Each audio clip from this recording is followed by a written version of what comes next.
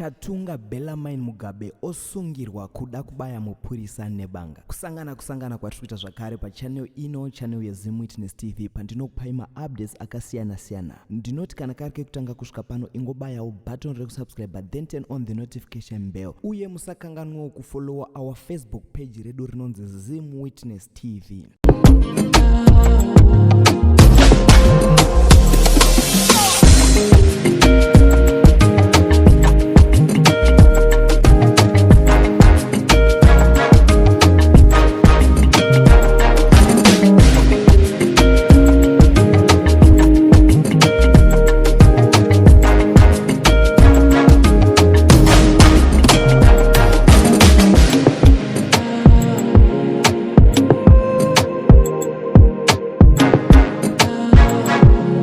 Muri Zimbabwe nyaya yandauya nayo inyaya yemwana wa the late president Robert Mugabe anonzi iye Chatunga Bellarmine Mugabe, uyo asungwa kuBedbridge nhasi mangwanani.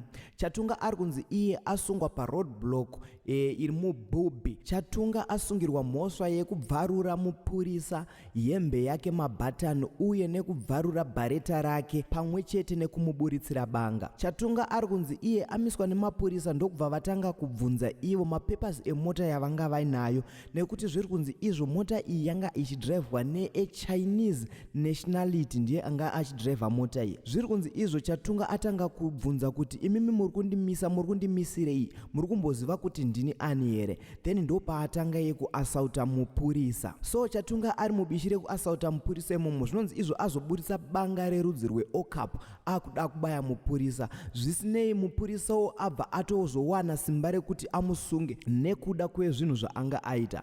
So muri Zimbabwe ngatisangane mucomment section tichiti uriwe mutongi unoitongawo sei nyaya yaChatunga iyi, mwana wa the late president Robert Mugabe, uyo anga achizoda kubaya mupurisa nebanga mushure mekunge amiswa iye paroadblock achibvunzwa iye mapepasi emota yanga ichidhiraivhwa. So Chatunga ari kunzi iye azoendeswa kukamba yemapurisa yeBedbridge Rural.